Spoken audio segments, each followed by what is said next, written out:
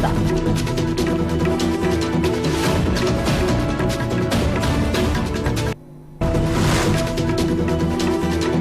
उत्तराखंड के प्रदेश बजट से पहले जनता और बुद्धिजीवियों से सुझाव ले रही सरकार, विकास और जन आवश्यकताओं को मिलेगी प्राथमिकता।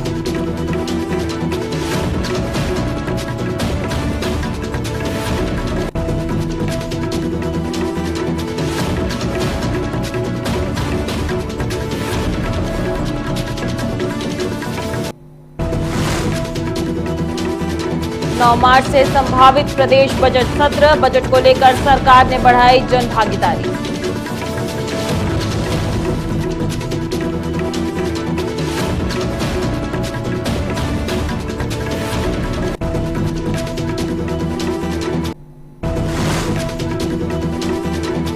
बीजेपी का पंडित दीनदयाल उपाध्याय प्रशिक्षण महाअभियान 2026 शुरू, संगठनात्मक मजबूती और विस्तार पर होगा मंथन।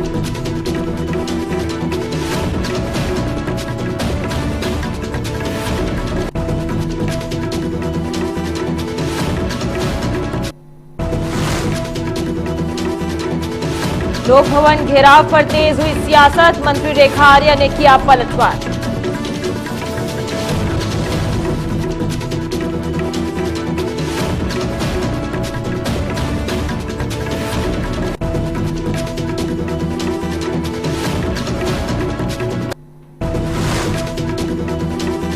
नमस्कार, आप देख रहे हैं न्यूज टीवी इंडिया। मैं आपके साथ श्रेयोशी। चलिए खबरों की शुरुआत करते हैं आज की अहम खबर के साथ, जहां देहरादून में मुख्यमंत्री पुष्कर सिंह धामी ने मंगलवार को कैंट रोड से सड़क सुरक्षा जागरूकता और पर्यावरण संरक्षण के उद्देश्य से आयोजित 5 किलोमीटर दौड़ को हरी झंडी दिखाकर रवाना किया।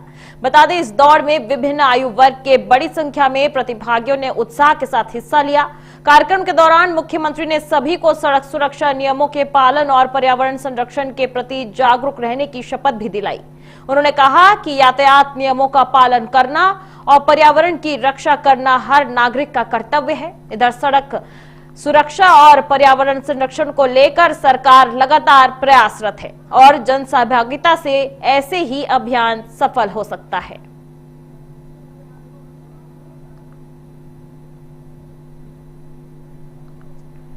ये तस्वीर जो हम आपको दिखा रहे हैं, ये देहरादून की है, जहां मुख्यमंत्री पुष्कर सिंह धामी ने सड़क सुरक्षा जागरूकता और पर्यावरण संरक्षण के उद्देश्य से आयोजित 5 किलोमीटर दौड़ को हरी झंडी दिखाई। बता दें कि इस दौड़ में विभिन्न आयु वर्ग के बड़ी संख्या में प्रतिभागियों ने हिस्सा लिया। वहीं इस दौरान मुख्यमंत्री ने सभी को सड़क सुरक्षा नियमों के पालन और पर्यावरण संरक्षण के प्रति जागरूक रहने की शपथ भी दिलाई।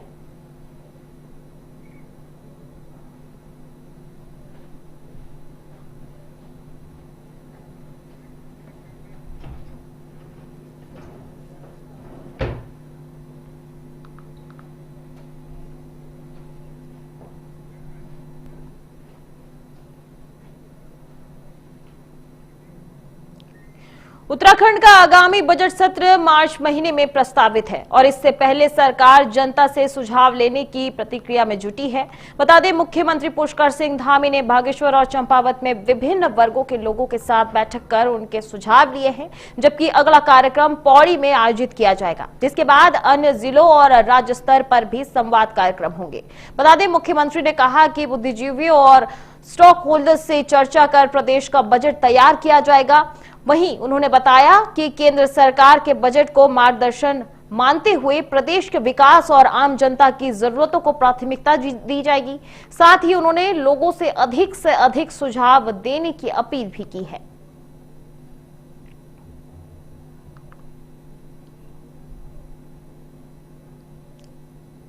उत्तराखंड में आगामी बजट सत्र मार्च महीने में प्रस्तावित होने जा रहा है, जिससे पहले सरकार जनता से सुझाव ले रही है। बता दें, मुख्यमंत्री पुष्कर सिंह धामी ने बागेश्वर और चंपावत में विभिन्न वर्गों के लोगों के साथ बैठक कर उनके सुझाव लिए हैं। वहीं अगला कार्यक्रम पौड़ी में आयोजित किया जाएगा, जिसके बाद अन्य जिलों और राज्य स्तर पर भी संवाद कार्यक्रम होंगे। बुद्धिजीवियों और स्टेक होल्डर से भी इस बारे पर चर्चा की गई। वहीं केंद्र सरकार के बजट को मार्गदर्शन मानते हुए प्रदेश के विकास और आम जनता की जरूरतों को प्राथमिकता दी जाएगी।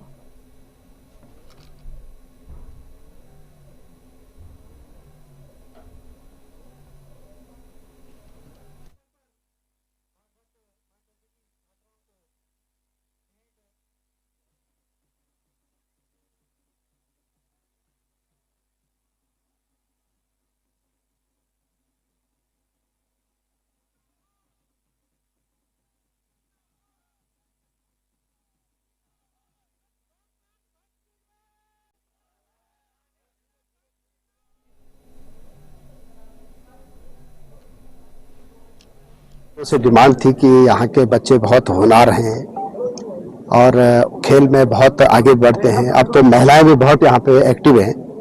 तो यहाँ पे लगभग 1.25 करोड़ रुपए की लागत से आज स्टेडियम का जो है हमने भूमि पूजन किया है और मुझे आशा और विश्वास है कि बहुत अच्छा ये स्टेडियम बन के तैयार होगा। और मैं उच्च शिक्षा मंत्री होने के नाते, क्योंकि हमारा डिग्री कॉलेज यहाँ पे है, तो मैंने उच्च शिक्षा विभाग से इस स्टेडियम को बना रहा हूँ ताकि सारे डिग्री कॉलेजों के बच्चे भी यहाँ पे खेल कर सके हैं, इंटर कॉलेजों के बच्चे भी यहाँ पे आ सकते हैं। और आज हमने लगभग यहाँ पे 39 योजनाओं का भूमि पूजन किया है।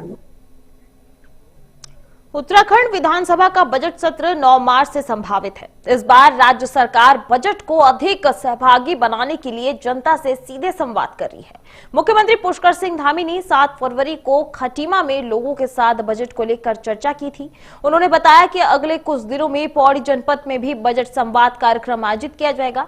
इस संवाद में विभिन्न क्षेत्रों के प्रतिनिधियों और विशेषज्ञों को आमंत्रित किया जा रहा है ताकि व्यापक सुझाव मिल सके। इधर सरकार का कहना है कि आम जनता की राय और सुझावों के आधार पर ही आगामी बजट तैयार किया जाएगा, जिससे विकास योजनाओं में सभी वर्गों की भागीदारी सुनिश्चित हो सके।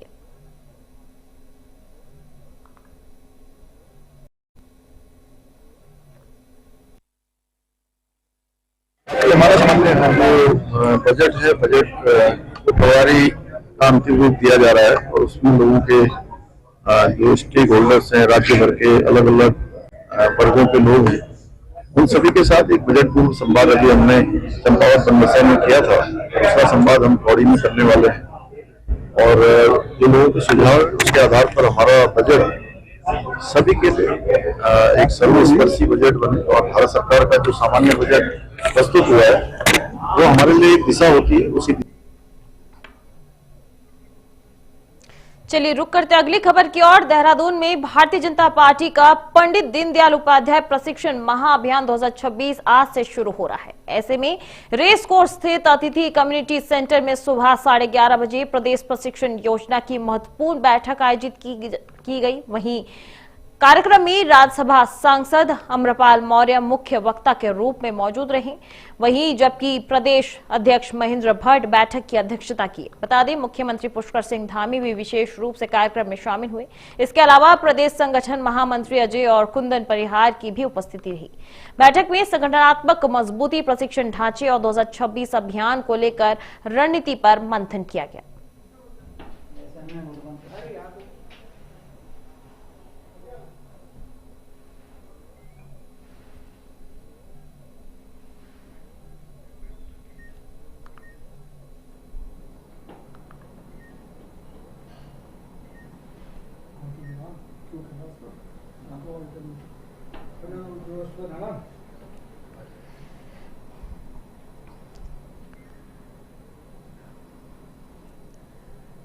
बता दें देहरादून में भारतीय जनता पार्टी का पंडित दीनदयाल उपाध्याय प्रशिक्षण महाअभियान 2026 आज से शुरू हो गया है।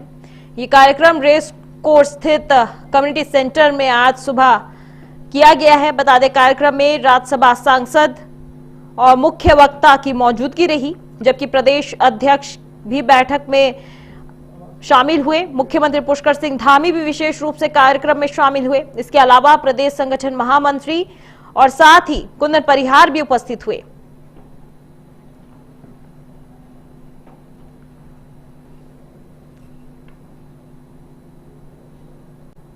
उत्तराखंड में लोक भवन घेराव को लेकर सियासत तेज हो गई है। बता दें कैबिनेट मंत्री रेखा आर्या ने कांग्रेस के प्रदर्शन पर तंज कसते हुए कहा कि ऐसे घेराव पहले भी हुए हैं, लेकिन परिणाम हमेशा कांग्रेस के खिलाफ रहे हैं। उन्होंने कांग्रेस में गुटबाजी का आरोप लगाते हुए कहा कि पार्टी एकजुट नहीं है और यही उसकी सबसे बड़ी कमजोरी है। वहीं कांग्रेस ने लोक भवन घेराव के लिए शक्ति प्रदर्शन करते हुए सरकार पर भ्रष्टाचार, महंगाई और बेरोजगारी जैसे मुद्दों को लेकर हमला बोला। कांग्रेस नेताओं का दावा है कि जनता उनके साथ है और वे सरकार को जवाबदेह बनाने के लिए संघर्ष जारी रखेंगे। ऐसे में मंत्री रेखा आर्या ने कहा कि कांग्रेस के पास ठोस मुद्दे नहीं है, इसलिए वो केवल प्रदर्शन की राजनीति कर रही है।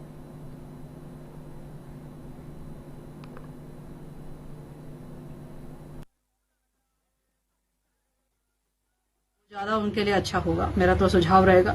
वो अपने आप में हर एक व्यक्ति, चाहे वो संगठन के दृष्टिकोण से हो या जनप्रतिनिधि के दृष्टिकोण से हो, कांग्रेस पार्टी में हर एक व्यक्ति का अपना एक गुट है जो कि खुद ही एकजुट नहीं हो पाता है।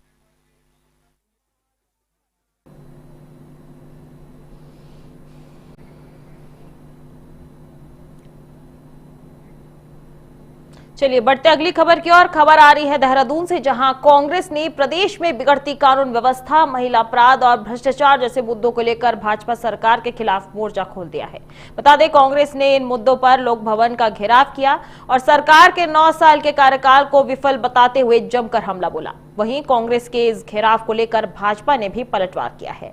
भाजपा प्रदेश महामंत्री दीप्ति रावत ने विपक्ष के आरोपों को निराधार बताया। दीप्ति रावत ने कहा कि कांग्रेस चाहे कितनी भी प्रदर्शन कर ले, लेकिन जनता को उनकी बातों पर कोई विश्वास नहीं है।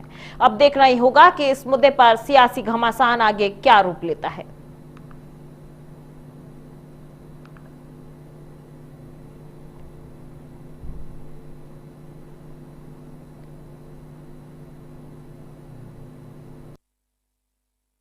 देखिए, कांग्रेस मुझे लगता है कि अगर प्रदर्शन कर रहे हैं तो उनकी एक बात है, लेकिन उनको जनता तक अपनी बात को ले जाना चाहिए। जनता को ये समझना, भरोसा होना चाहिए कि जो वो कह रहे हैं वो सच कह रहे हैं। सबसे बड़ी बात है कि आज कांग्रेस कुछ भी कहे, कोई भी प्रदर्शन करे, जनता को उनकी बातों पर कतई भी कोई विश्वास नहीं है और ये विश्वास तोड़ने का काम कांग्रेस ने स्वयं किया है।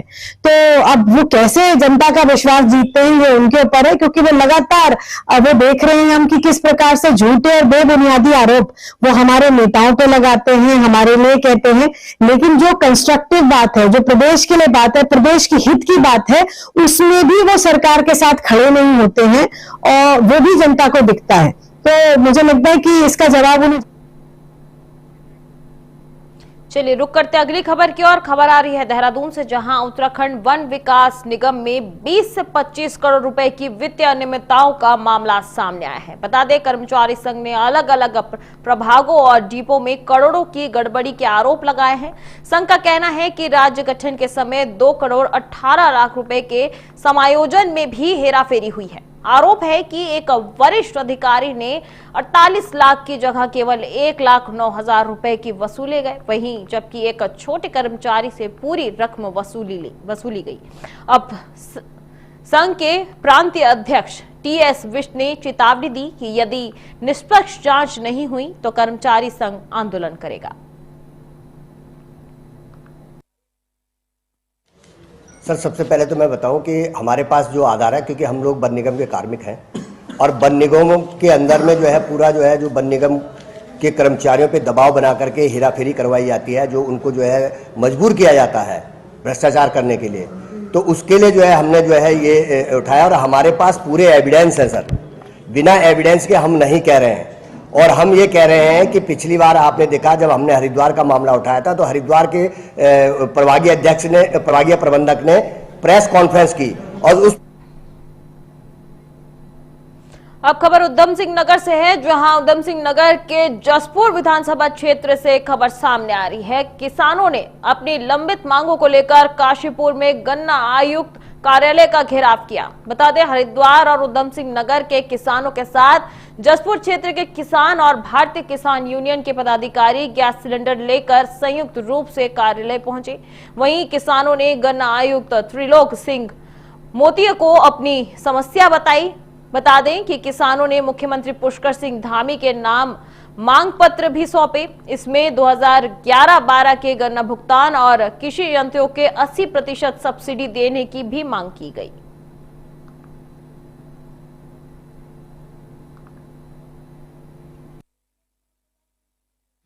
जो उत्तराखंड के चीनी मिल के गन्ना युक्त है पूरे उत्तराखंड के काशीपुर में, उस कार्यालय का घेराव किया गया था। और हमारे जो किसानों के, हरिद्वार के किसान थे, उनकी समस्या थी वो लक्सर चीनी मिल से कटकर वो सेंटर कुछ जो लिबरहेडी चीनी मिल को लगने थे, वो बार बार यानी कई माह से उन्हें टकाए जा रहे थे वहाँ अपर गन्ना आयुक्त जो वहाँ के हरिद्वार के हैं। और वो उन्हें ये कह रहे थे आज जोड़ देंगे, कल जोड़ देंगे उन सेंटरों को, जबकि लक्सर चीनी मिल पर करोड़ों का बकाया पिछले सत्र का भी है।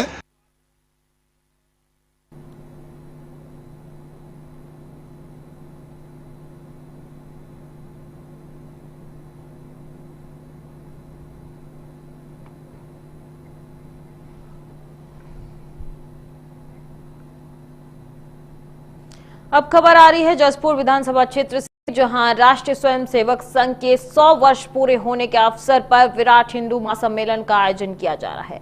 इसी क्रम में काव्य बैंक दल में आयोजित कार्यक्रम में मुख्य प्रवक्ता के रूप में साध्वी प्राची शामिल हो रही हैं। बता दें, कार्यक्रम में पहुंचने से पहले साध्वी प्राची भाजपा उत्तराखंड प्रदेश कार्यकारिणी सदस्य खड़क सिंह चौहान के निवास स्थान पर पहुंची, जहां हिंदू संगठन के कार्यकर्ताओं ने उनका जोरदार स्वागत किया। इधर मीडिया से बातचीत के दौरान साध्वी प्राची ने सम्मेलन के उद्देश्य और हिंदू एकता को लेकर अपनी बात रखी।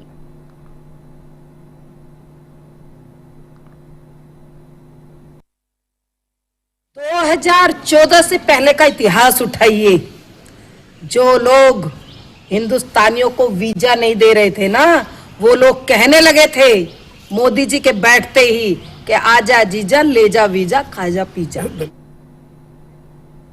चलिए बढ़ते हैं अगली खबर की ओर। खबर कोटद्वार से है, जहां चारधाम यात्रा को लेकर बड़ी खबर सामने आई है। बता दें, 11वें ज्योतिर्लिंग केदारनाथ धाम के कपाट 22 अप्रैल को सुबह ठीक 8 बजे श्रद्धालुओं के लिए खोल दिए जाएंगे।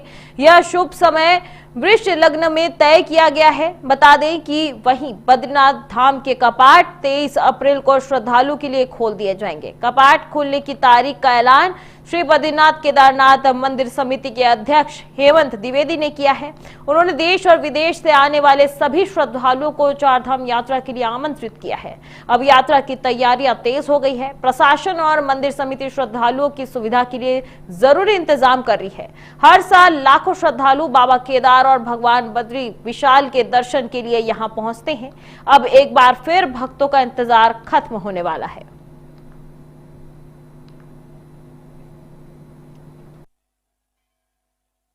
यमुनोत्री, गंगोत्री, श्री बद्रीनाथ जी और केदारनाथ जी, इन कपाटों की जो प्रक्रिया है खुलने की वो प्रारंभ हो चुकी है और हमारे बसंत पंचमी के दिन श्री बद्रीनाथ जी के कपाट खुलने की तिथि तय हुई है, जिसमें 23 अप्रैल को प्रातः 6:15 पर जो है बद्रीनाथ जी के कपाट खुलेंगे।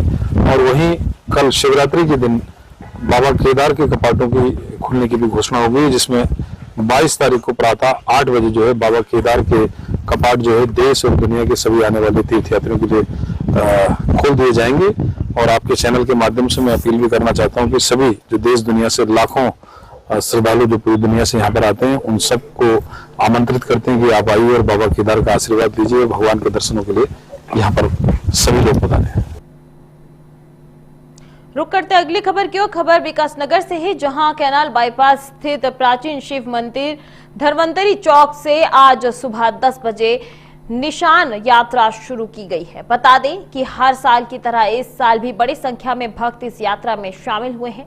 यात्रा में हजारों लोग नजर आए। महिलाएं और पुरुष भक्त हाथों में ध्वज लेकर चलते दिखे। ढोल नगाड़ों की धुन पर भक्त नाचते और गाते हुए आगे बढ़ते रहे। पूरा माहौल भक्ति में रंग गया। इस दौरान कई नेता और जनप्रतिनिधि भी इस यात्रा में शामिल हुए और मंदिर में माथा भी टेका। बता दें, यह निशान यात्रा डाक पत्थर रोड स्थित प्राचीन शिव मंदिर से होते हुए तहसील चौक बाबूगढ़ के नवनिर्मित खाटू श्याम मंदिर तक पहुंची। यात्रा के दौरान सुरक्षा के भी अच्छे इंतजाम किए गए। वहीं भक्तों में खासा उत्साह देखने को मिला और पूरे रास्ते जयकारों के साथ गूंज उठा।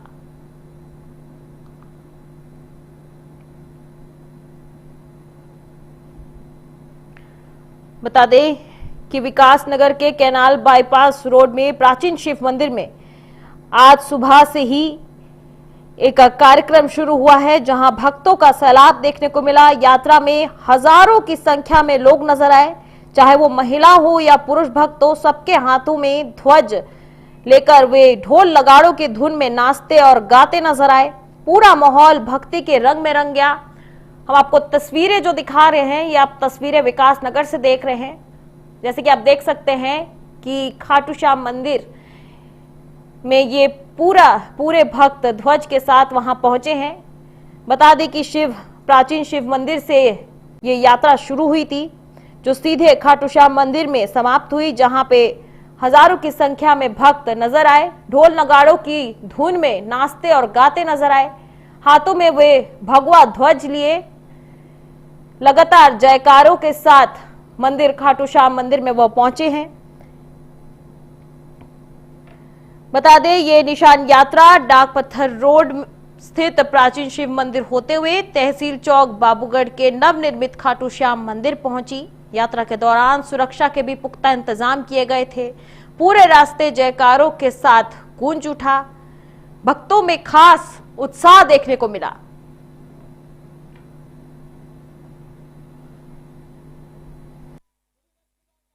बहुत ही खुशी का माहौल है। आज खाटू श्याम बाबा की भव्य निशान यात्रा निकल रही है। हम सभी क्षेत्रवासियों के लिए बहुत ही गर्व और उत्साह का माहौल है। आज की हमारे विकास नगर में खाटू श्याम बाबा स्वयं पधारे हैं। बाबा श्याम का मंदिर हमारे विकास नगर में बना है और उसकी ही आज भव्य निशान यात्रा निकाली जा रही है। यह प्राचीन शिव मंदिर डाक पत्थर चौक से लेकर खाटू श्याम बाबा के मंदिर धाम लेमन रोड तक जाएगी। बहुत ही ज्यादा उत्साह है श्रद्धालुओं में, क्योंकि बाबा स्वयं हमसे मिलने के लिए आए हैं। इससे ज्यादा हमारे लिए उत्साह की बात क्या हो सकती है। जय श्री श्याम।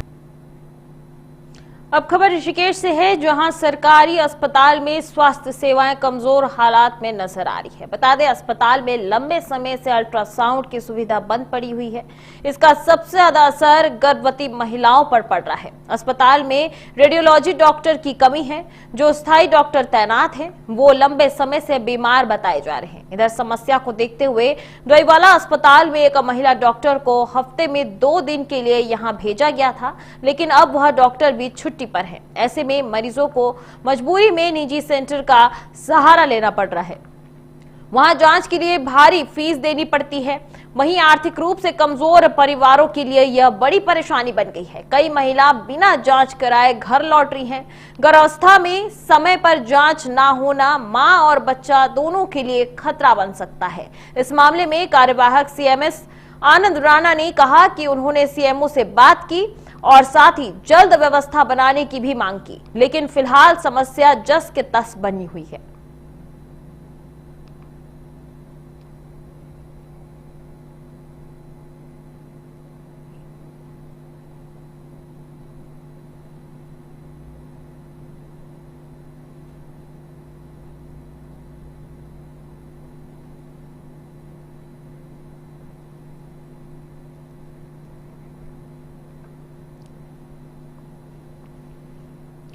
खबरों में आगे बढ़ते हैं। खबर ऋषिकेश से है, जहां आगामी चारधाम यात्रा को आसान और सुरक्षित बनाने के लिए उत्तराखंड परिवहन विभाग पूरी तरह अलर्ट मोड पर है। बता दें, ऋषिकेश के आरटीओ प्रशासन संदीप सैनी ने बताया कि यात्रा के दौरान नियम तोड़ने वाले वाहनों पर सख्त कार्रवाई की जाएगी।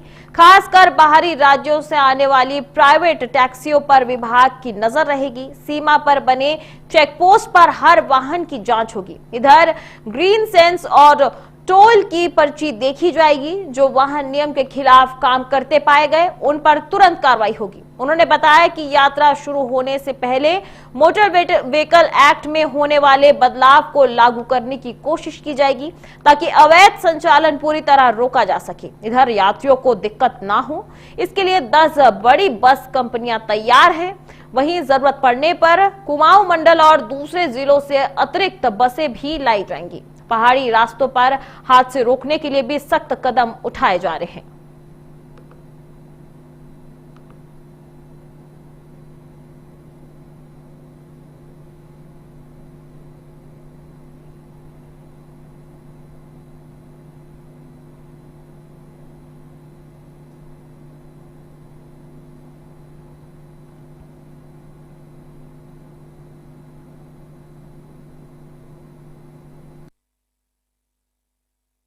तरीके से कर रहा है। इसमें जो बाहर की गाड़ियां भी आ जाती हैं, अभी मोटर व्हीकल एक्ट में भी संशोधन होने वाला है।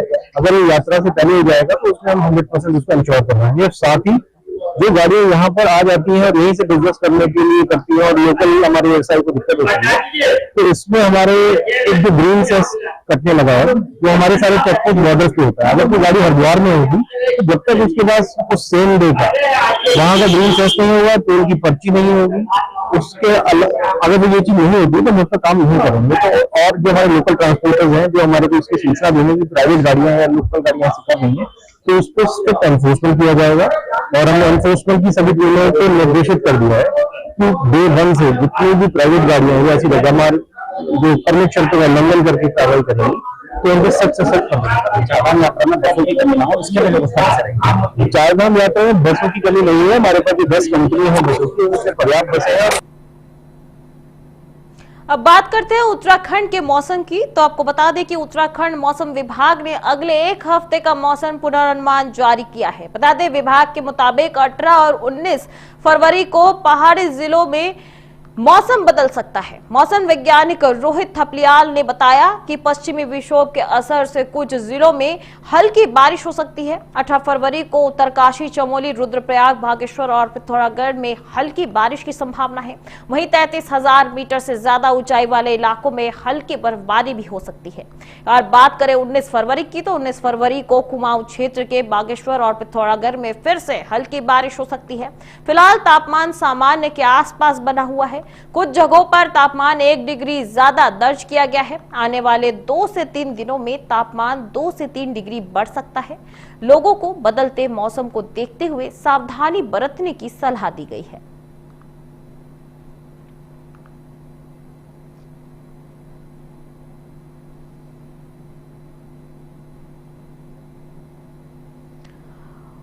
उत्तराखंड में मौसम में फिर बदलाव देखा जा रहा है। बता दें मौसम विभाग ने 18 और 19 फरवरी को पहाड़ी जिलों में मौसम बदल सकता है, ऐसा अनुमान लगाया है।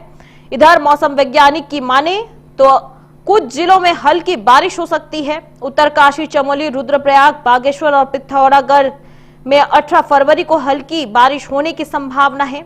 वहीं अगर बात करें 19 फरवरी की, तो कुमाऊं क्षेत्र के बागेश्वर और पिथौरागढ़ में हल्की बारिश हो सकती है।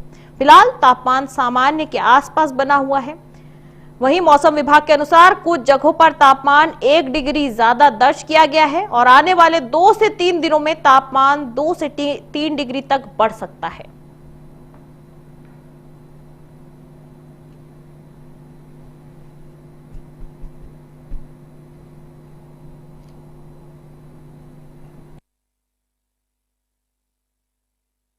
पश्चिमी विक्षोभ के कारण उत्तराखंड में 18 तारीख को जो अंदर के डिस्ट्रिक्ट है वहां पर विशेषकर जो उत्तरकाशी, चमोली, रुद्रप्रयाग, पिथौरागढ़, बागेश्वर में कहीं कहीं बहुत हल्की से हल्की वर्षा और 3300 मीटर या उससे अधिक ऊंचाई वाले क्षेत्रों में बर्फबारी मिलने की संभावना है। 19 तारीख को उत्तराखंड के पिथौरागढ़, बागेश्वर, चमोली जनपद में इक्का दुक्का स्थानों पर बहुत हल्की से हल्की वर्षा और वही 3300 मीटर से अधिक ऊंचाई वाले क्षेत्रों में बर्फबारी मिलने की संभावना है। तो जबकि जो अन्य जनपद है वो वहां पर मौसम शुष्क रहेगा और उसके बाद भी जो है ज्यादातर स्थानों पर उत्तराखंड में मौसम शुष्क रहने की संभावना है। तापमान की बात करें तो न्यूनतम तापमान उत्तराखंड में अभी जो है सामान्य के आसपास चल रहे हैं, कहीं कहीं जो है 1 या 2 डिग्री जो है सामान्य से ऊपर चल रहे हैं। तो अगले जो है कह सकते हैं 1-2 दिनों में जो है न्यूनतम तापमान में 2 से 3 डिग्री सेल्सियस की बढ़ोतरी मिलने की संभावना है उत्तराखंड में। अब खबर नैनीताल से है, जहां एक बार फिर कोर्ट को बम से उड़ाने की धमकी दी गई है। यह धमकी ईमेल के जरिए भेजी गई है, जिसमें जज के चेंबर में सुबह 11:15 पर धमाके करने की बात कही गई है। बता दें ईमेल में खुद को तमिल टाइगर्स ऑफ इस्लाम और पाकिस्तान ISI से जुड़ा बताया गया है। हालांकि पुलिस इस दावे की सच्चाई की जांच कर रही है। धमकी मिलने के बाद कोर्ट परिसर में अफरा तफरी का माहौल बना हुआ है। सभी लोगों को बाहर निकाला गया और कोर्ट को खाली करा दिया गया। वहीं पुलिस, डॉग स्क्वाड और बम निरोधक दस्ता मौके पर पहुंच गया। पूरा परिसर की सघन जांच की जा रही है। इधर सुरक्षा के चलते आज कोर्ट का कामकाज भी प्रभावित हुआ है।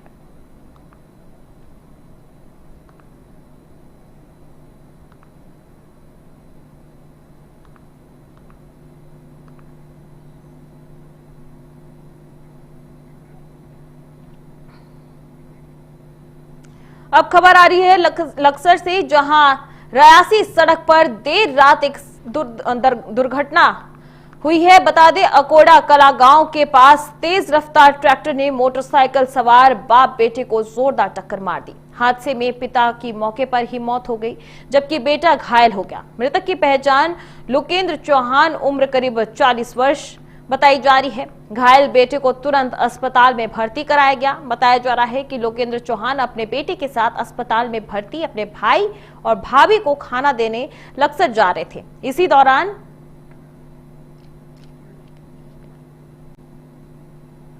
इसी दौरान सामने से आ रही ट्रैक्टर ने उन्हें टक्कर मार दी।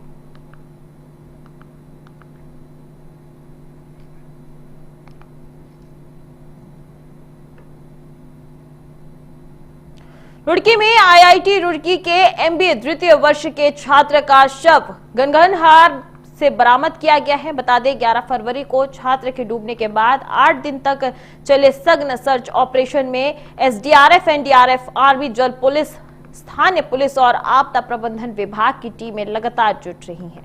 बता दें कि नहर में शव मिलने से अभियान सफल हुआ है।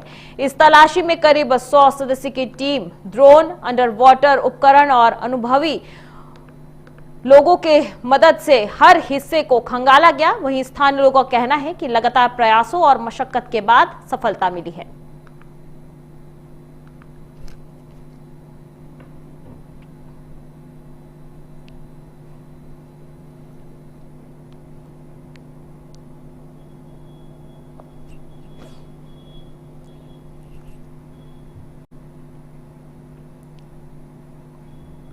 तो फिलहाल मेरे साथ इस बुलेटिन में इतना ही। आगे की देश दुनिया की तमाम खबरों के लिए आप देखते रहिए न्यूज़ टीवी इंडिया। नमस्कार।